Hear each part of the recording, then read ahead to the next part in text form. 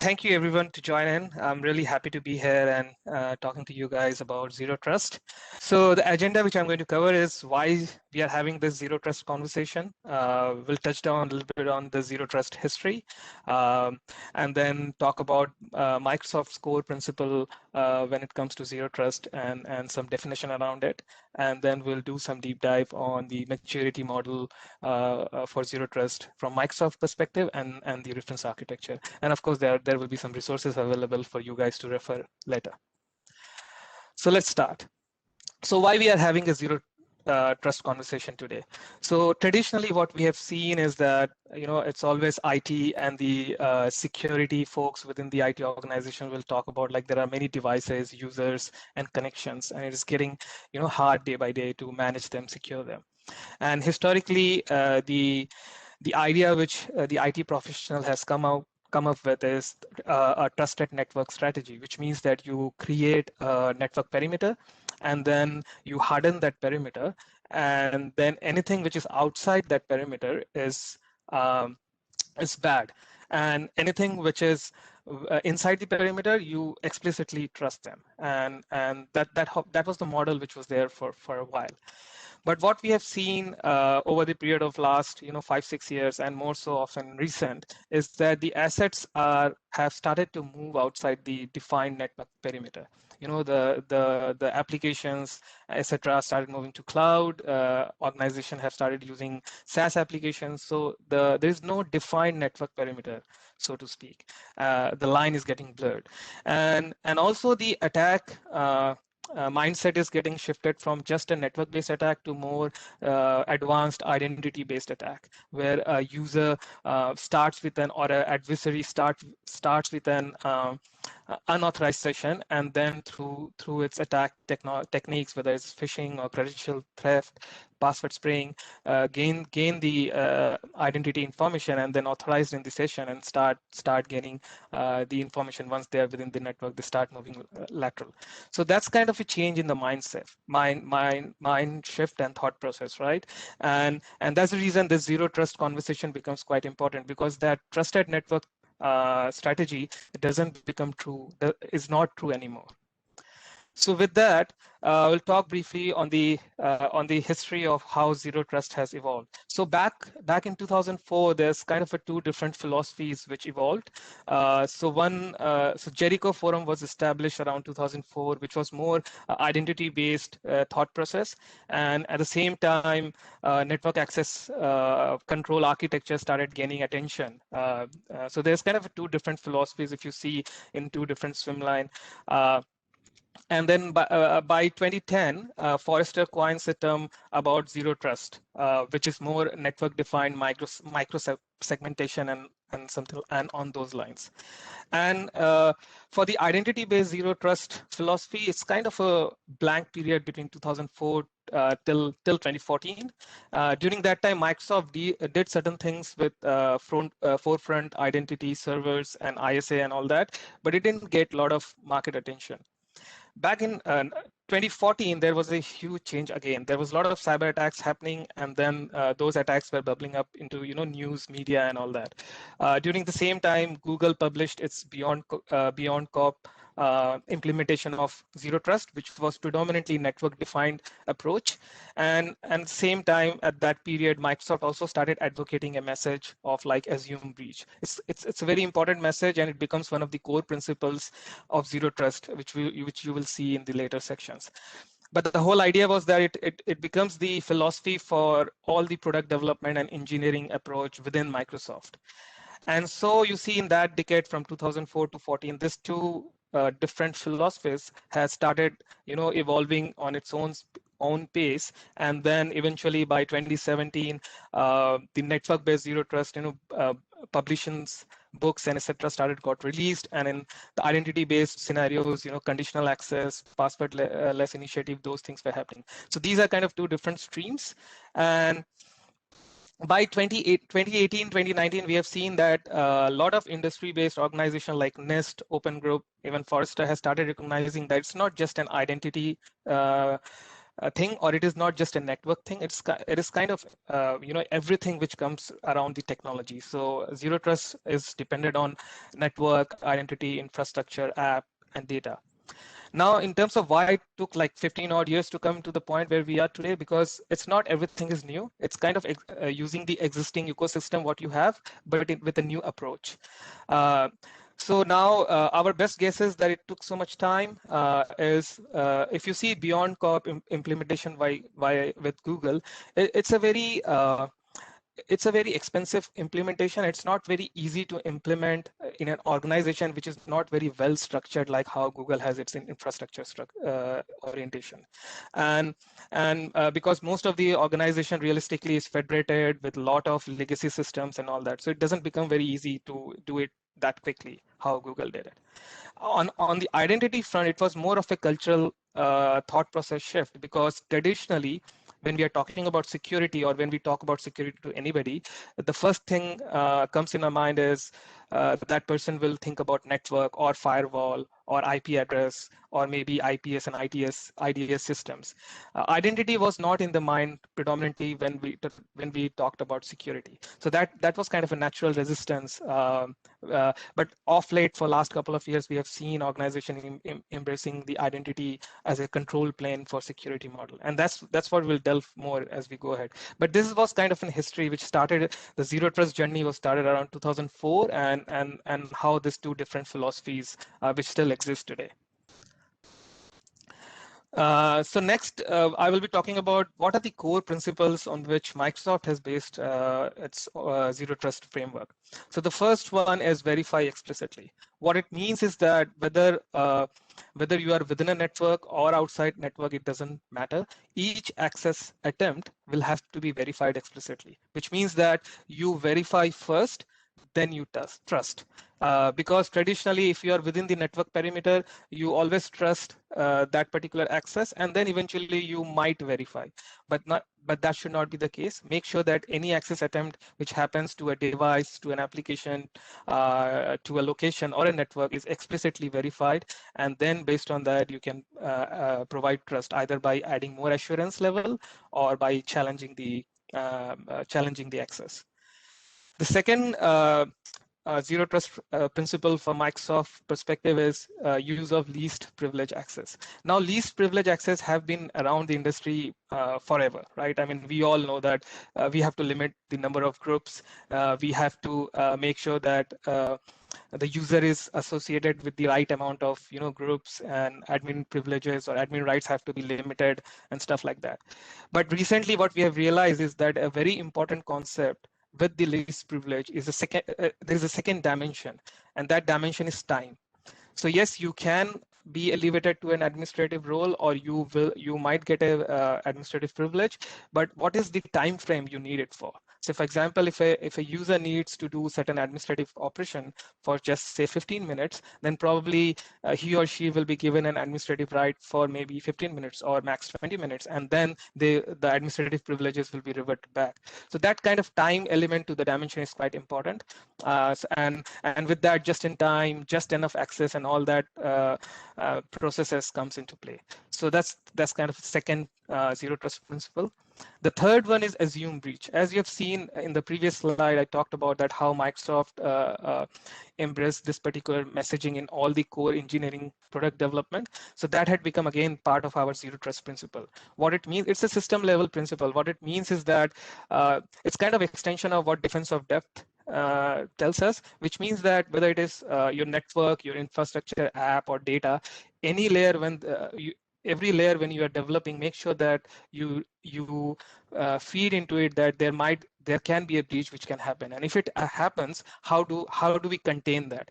What we do so that it doesn't spread out, it doesn't go and access everything else. So at each layer, have that mentality of assuming breach, whether you are segmenting your network, making sure all the sessions are encrypted, and at the same time use all the analytics which is available within your organization to help to understand what are the necessary preventive and necessary detective controls you have to put in place. So these are kind of three important core principles on which Microsoft zero trust is based on.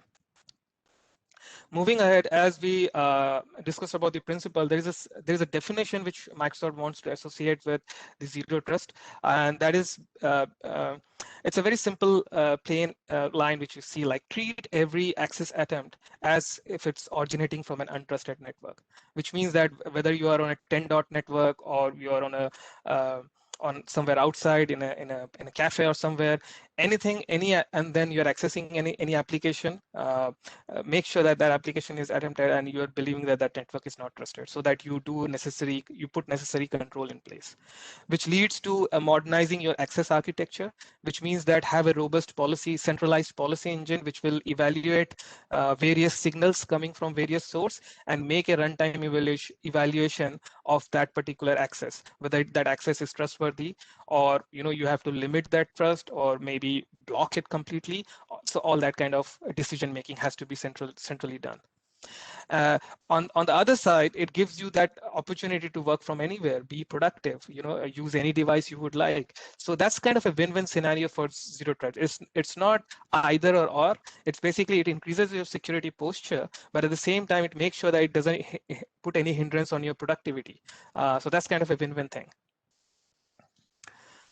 So with all that in mind, like the core zero trust principle and the definition which Microsoft provides for the zero trust, I would like to show in this particular screen a logical implementation of the zero trust model, and which is basically, and this is quite similar to what NIST also refer as a zero trust implementation. So what you see, so let me bring my highlighter on. So what you see that in the middle, in the center of it, is the security policy enforcement engine. So that is the center of the framework, where all the signals are received, and an engine will execute based on those signals, put some threat intelligence into it, and based on that, it will make runtime evaluation and then enforce it. So your user risk and your device risk all will be evaluated at the runtime. And then based on that, you enforce certain kind of policy enforcement on data, application, infrastructure, and network. So that's kind of the logical implementation of zero trust. And in the next few slides, I will be talking deeply about what the reference architecture looks like. So moving on.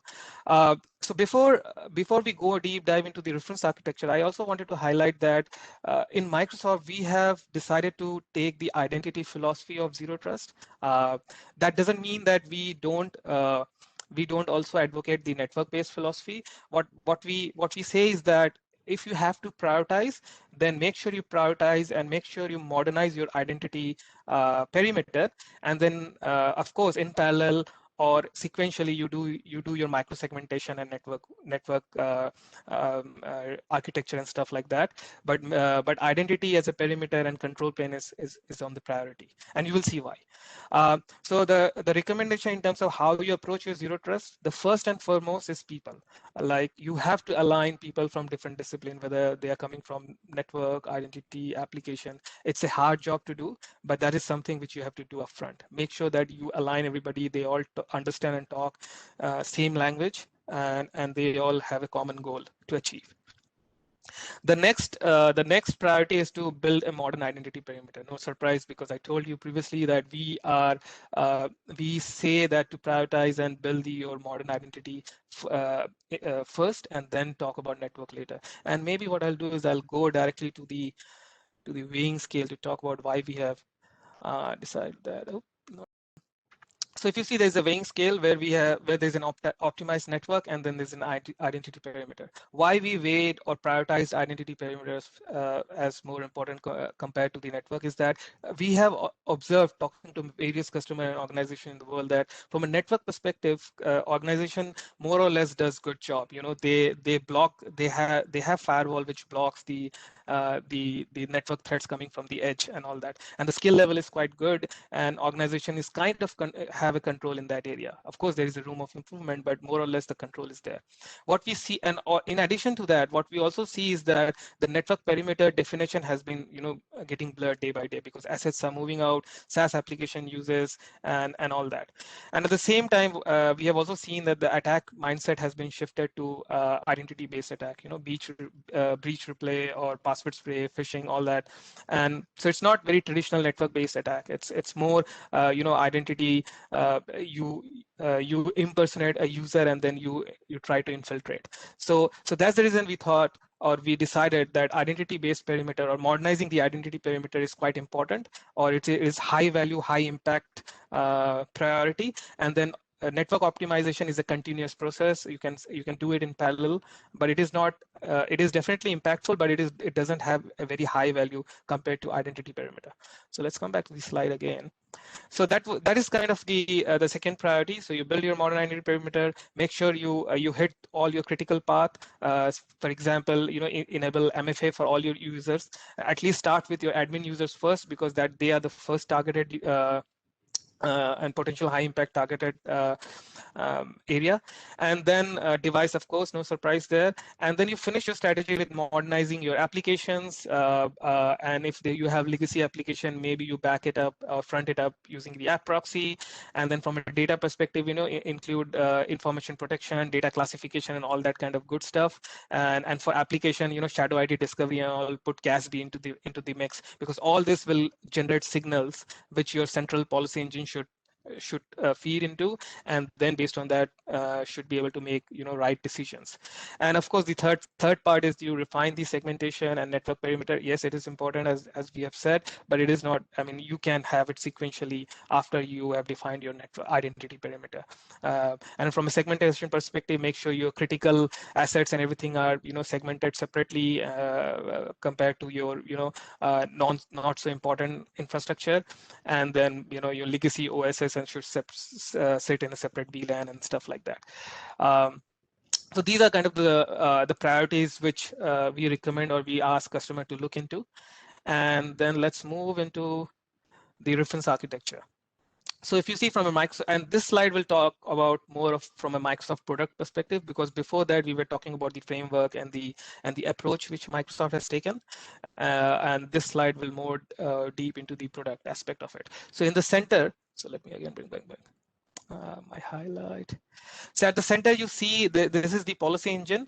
If you go with the NIST terminology, it is the policy enforcement point, or a policy decision point, and it's all combined into this one, and we call it as Azure AD conditional access.